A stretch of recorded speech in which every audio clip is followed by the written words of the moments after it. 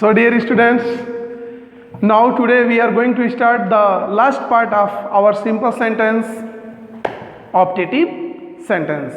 And in this sentence we will learn how to write an optative sentence and what is the meaning of an optative sentence.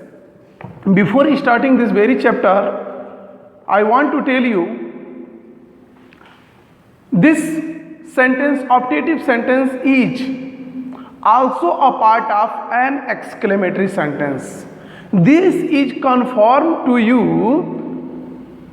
It is very confirmation that this is nothing else but always and also a part of exclamatory sentence. So you have to understand it easily. Exclamatory sentence takes what? Exclamation mark. So in the last and anywhere you can find a mark of exclamation. This is confirm. प्यारे बच्चों, आप लोगों को आज जो पढ़ाया जा रहा है, अपनी इस वीडियो में हम लोग ऑप्टेटिव सेंटेंस को पढ़ने जा रहे हैं, जो सिंपल सेंटेंस का लास्ट पार्ट है। अभी तक हम लोगों ने असर्टिव पढ़ा, इंटरोगेटिव पढ़ा, इंपरेटिव पढ़ा, एक्सक्लेमेटरी पढ़ा और अब हम लोग एक्सक्लेमेटरी का ही एक पार्ट ऑप्टेटिव सेंटेंस पढ़ने जा रहे हैं। ऑप्टेटिव सेंटेंस का मीनिंग्स होता है इच्छा सूचक वाक्य, यानी जिस वाक्य में हम किसी भी सडन स्टेटमेंट को एक तरह से कह सकते हैं कि हम लोग अचानक से उसके प्रति एक विश कर दें, एक विशिंग रखें, एक विश हो हमारी। जैसे हम लोग किसी से मिलते हैं, अगर हमसे वो बड़ा है, हमारा रिस्पेक्टिव है, तो हम उसको डेफिनेटली एक तरह से क्या कॉम्प्लीमेंट्स देते हैं। क्या होता है वो कॉम्प्लीमेंट? जैसे हम लोग सुबह किसी से मिलते हैं, कहते हैं गुड मॉर्निंग। गुड मॉर्निंग ये टाइप ऑफ विश। हम कभी स्कूल छोड़ते हैं या कहीं किसी को छोड़ने के लिए जाते हैं, वहाँ गुड बाय का प्रयोग किया जाता है या बाय का प्रयोग किया जाता है। This is the type of wish. यह सभी विशेज जो हम सडन एक्सक्लेम करते हैं, ऐसे ही वाक्यों को एक्सक्लेमेटरी सेंटेंस के इस पार्ट में रखा गया है, जिसका नाम है ऑप्टेटिव सेंटेंस, यानी इच्छा सूचक। अपने मन से आपको अब खुद बताइए, आपसे कोई कहता है कि हमको गुड मॉर्निंग बोलिए, नहीं, नो वन सेज से मी गुड मॉर्निंग, कोई नहीं कहता है।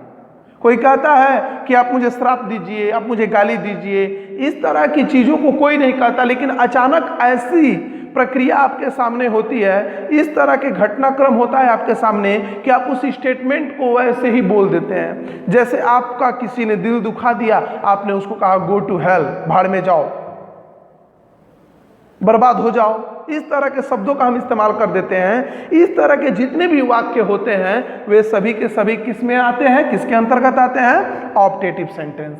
हाँ, एक चीज और मैं बता दूं कि ऑप्टेटिव सेंटेंस जो होता है वो एक्सक्लेमेटरी सेंटेंस का ही एक पार्ट होता है, इसीलिए इसमें भी कहीं ना कहीं आए हुए विशिंग वर्ड्स के साथ एक एक्सक्लेमेशन का मार्क जरूर लगा होता है। इससे भी हम इसको पहचान सकते हैं।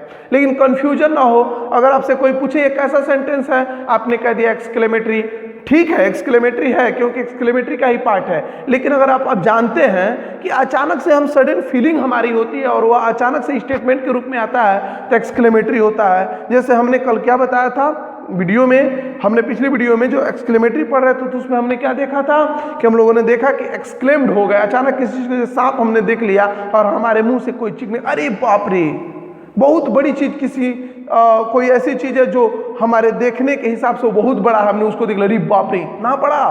तो इस तरह के शब्दों में हम एक्सक्लेमेशन देखते हैं। लेकिन जब हम किसी चीज को, स्टेटमेंट्स को क्या करते हैं, विश करके किसी को कहते हैं। जैसे हमने किसी कोई मिला, कहा गुड मॉर्निंग, तो ये विश हो गया। हमने उसको दिवाली की बधाई देनी है, ईद की बधाई देनी है, और भी जितने भी त्यौहार हैं, या कोई यात्रा पे जा रहा है उसको हमको happy journey, God make your journey prosperous, इस तरह से हम तमाम शब्दों का जो प्रयोग करते हैं, हम उसके लिए जो विश करते हैं, many many happy returns of the day, wish you a happy marriage life, like this we will use and we use हम करेंगे और करते हैं। तो ऐसे वाक्य हमारे किस में आते हैं, किसके अंतर्गत आते हैं? ऑप्टेटिव सेंटेंस के अंतर्गत आते हैं। चूंकि यह एक्सक्लेमेटरी का ही एक पार्ट है, इसीलिए वाक्य में कहीं ना कहीं मार्क ऑफ एक्सक्लेमेशन यानी एक खड़ी पाई और उसके नीचे एक पॉइंट दिया रहता है। आप देख सकते हैं कि सभी सेंटेंस में कहीं ना कहीं यह सिंबल हमको मिल जाएगा।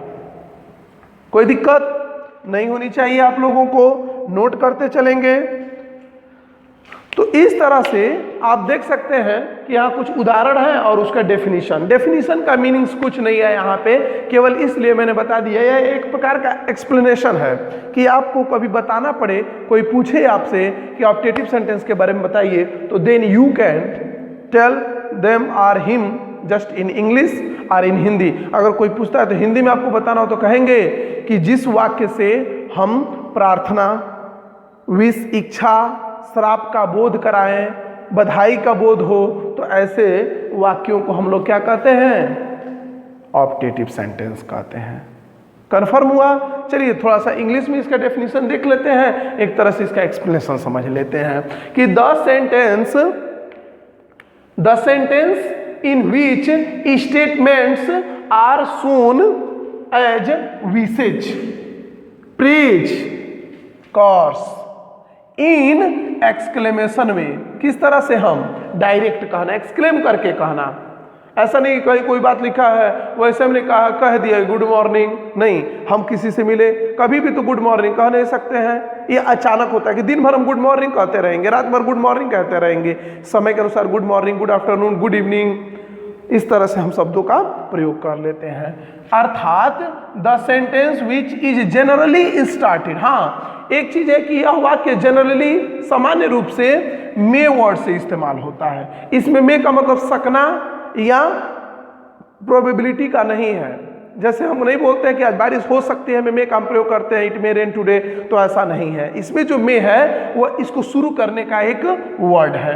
And ended with mark of exclamation, जैसा कि आप देख सकते हैं। तो ऐसा नहीं है, इस सेंटेंस में कहीं भी एक्सक्लेमेशन का मार्क आ सकता है और generally it is started with मे।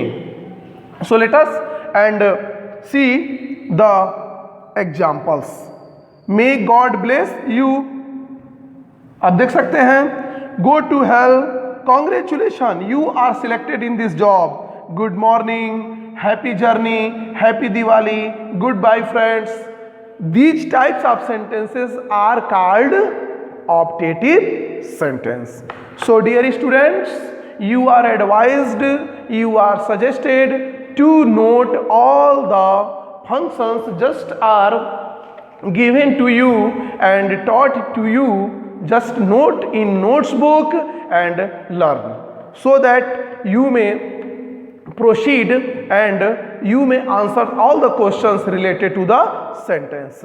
यहाँ पे हम लोग क्या कर चुके हैं? अपने सिंपल सेंटेंस के पांचों part, assertive sentence, interrogative sentence, imperative sentence, exclamatory sentence और ऑप्टेटिव सेंटेंस को पढ़ चुके हैं। अगली वीडियो में हम लोग सिंपल सेंटेंस के बाद से दूसरे नंबर के सेंटेंस, कॉम्प्लेक्स सेंटेंस के बारे में पढ़ेंगे। आप लोग यहाँ तक कंप्लीट नोट्स बुक में नोट करके तैयार कर लेंगे।